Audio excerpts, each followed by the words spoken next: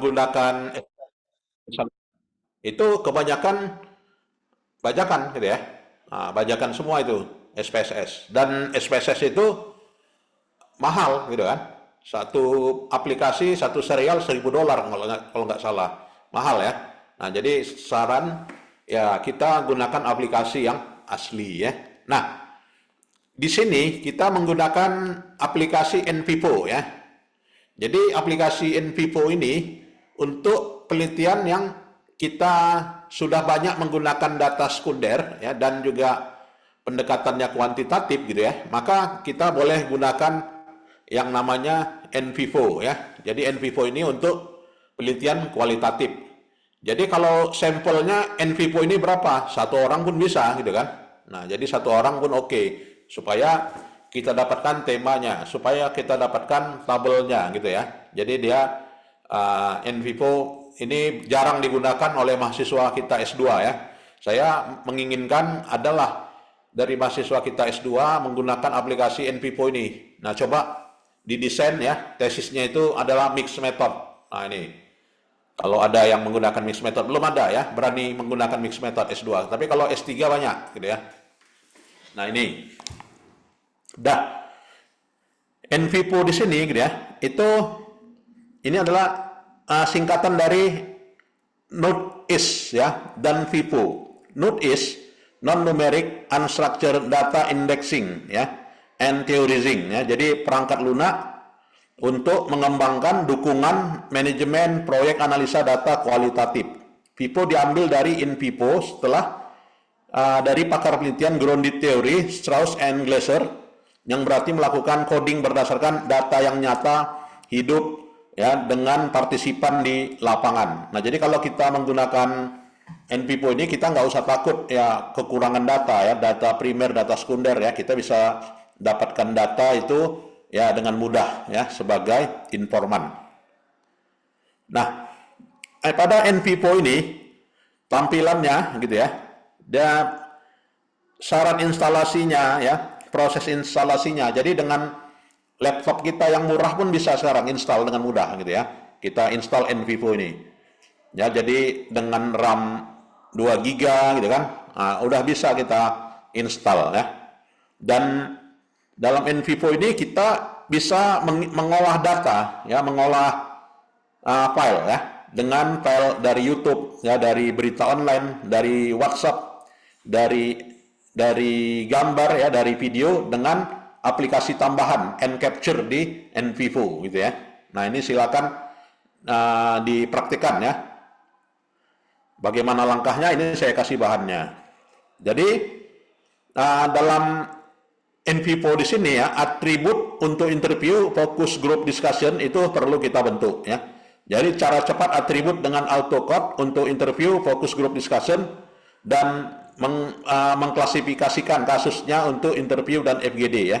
Setelah itu kita import atribut table dan pemanfaatan atribut. Oke. Nah NVivo itu langkahnya bagaimana gitu ya. Nah, langkah dari NVivo itu inilah ya. Jadi ini menu tampilan depannya. Jadi ada data, ada code gitu ya. Nah, data ada code. Kemudian contoh visual hasil analisa dengan NVivo ya. Nanti kita akan dapat gambaran seperti ini. Ya, kita mau gambarkan diagram ya, dapat ya dengan NVivo. Ya, jadi kita informatif. Ya, begitu juga unsur-unsur dimensi indikator gitu ya. Nah, akan tergambar ya dengan gambar seperti ini. Jadi dengan NVivo itu kita melahirkan dimensi ya. Kemudian outputnya juga bisa seperti ini. Nah, jadi dengan gambar seperti ini. Silakan dipraktikkan nantinya ya.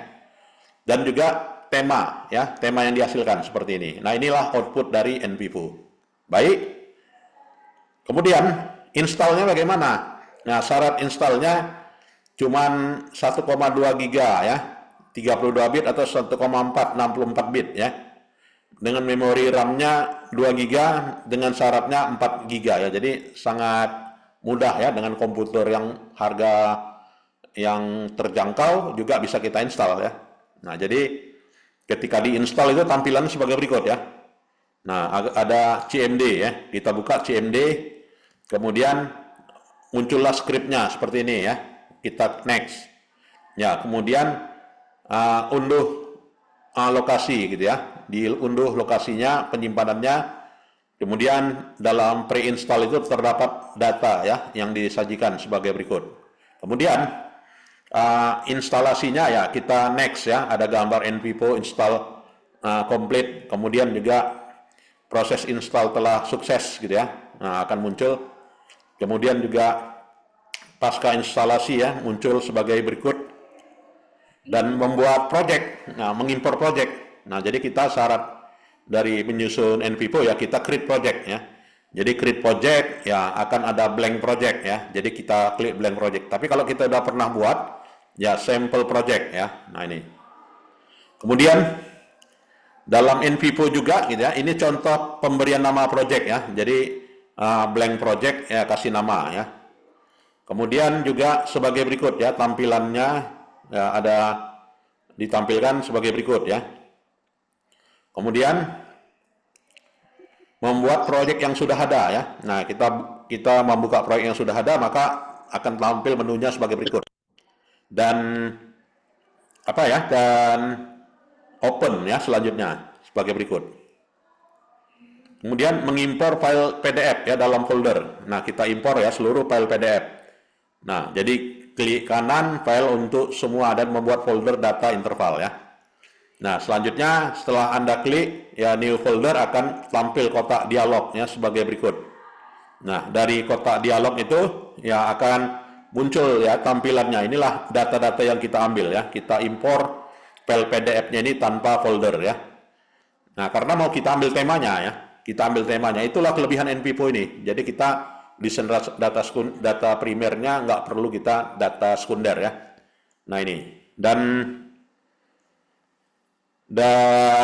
impor data Mendeley ya, kemudian klik kanan impor file Mendeley ya. Nah ini. Kemudian npipo untuk kajian pustaka ya.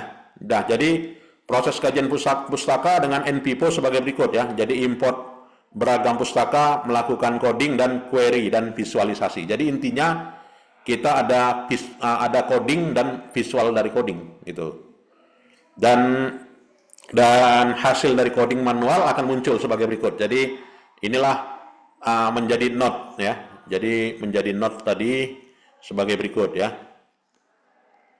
Oke, kemudian isi dari salah satu kode ya, coding campuran. Ya, kemudian proses coding campuran. Ya, kemudian membuka semua file ya. Ya, kemudian dari file dialog ada identify theme ya. Identify theme, selanjutnya dari itu ya ada subtheme hasil autocode ya. Oke, kemudian proses hierarki chart ya. Ya, hierarki chart ya. Jadi ini lahirlah hierarki chartnya ya. Kemudian juga bisa muncul word frekuensi ya dengan word cloud ya. Nah, inilah tema yang didapatkan. Kemudian juga hasil text search ya. Ya, kemudian juga kutipan ya, hasil coding itu dikutip sebagai berikut. Nah, ini ya. Kemudian import file ya dengan mCapture. Nah, tadi kita coding nvivo ini bukan hanya wawancara ya, tetapi juga video, tetapi juga media sosial bisa kita impor ya. Nah, caranya maka install dulu nCapture-nya. Nah, jadi diinstal dulu nCapture-nya. Setelah diinstal ya, maka di launching ya, di run, lalu capture video YouTube. Nah, untuk mengcapture video YouTube pertama masuk ke YouTube, kemudian pilihlah video YouTube yang akan di capture. Setelah itu klik icon nCapture di atas kanan, maka akan muncul tampilan ya seperti gambar berikut ya. Jadi muncul gambar.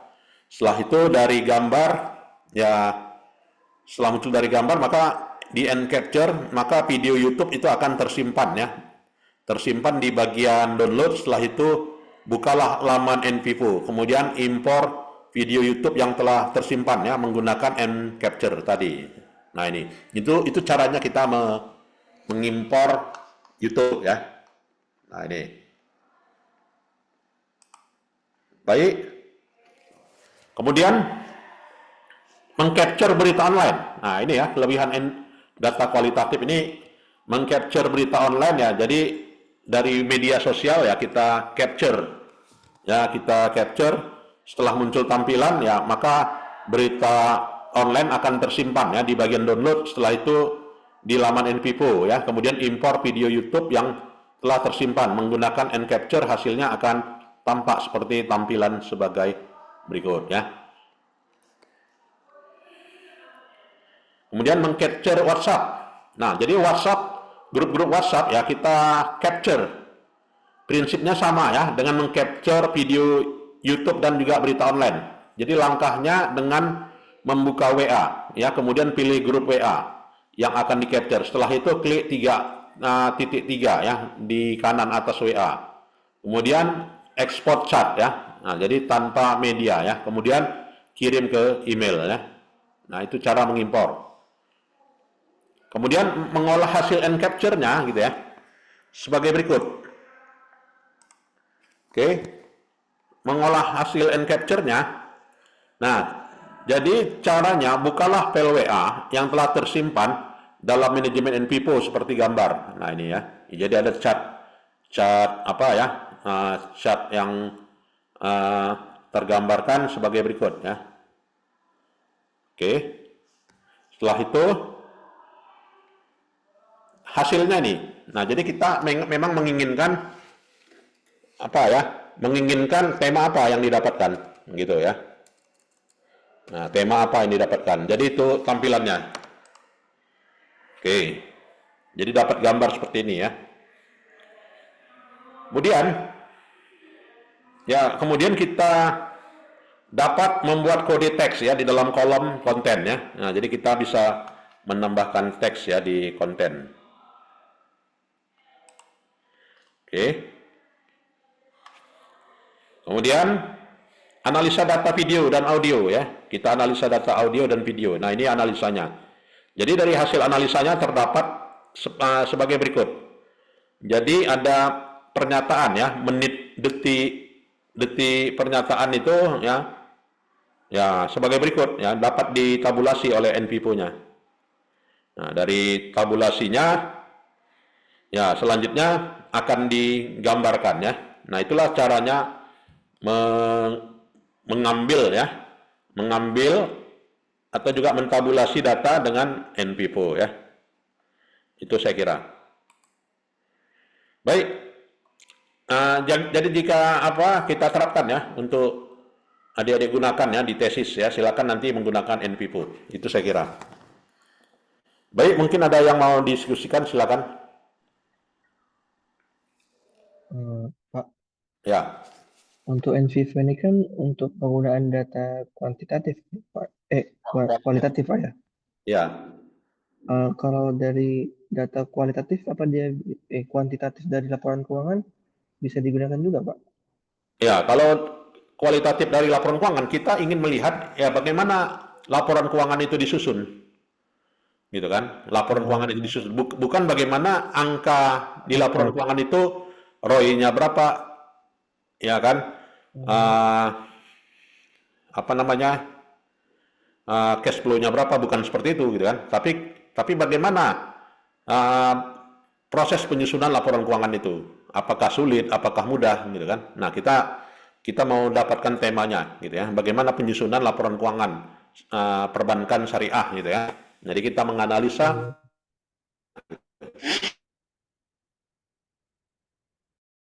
kira ya. Bikin konten beda ukuran. Oke. Baik, ada lagi? Cukup jelas ya? Ya, silakan nanti dipraktikkan aja di tesisnya ya. Ya, analisanya ini ya. Ya, dengan analisa tampilannya. Nggak rumit kok. Jadi kita lahirkan tabel aja ya. Ya, tema ya, atribut, kira-kira begitu. Baik, ada lagi yang mau diskusi? Ya, kalau tidak ada, saya kira itu saja ya. Dan kita sudahi perkuliahan kita. Selamat siang. Assalamualaikum warahmatullahi wabarakatuh. Waalaikumsalam, Pak. Terima kasih. Terima kasih, Pak. Boleh meninggalkan ruangan.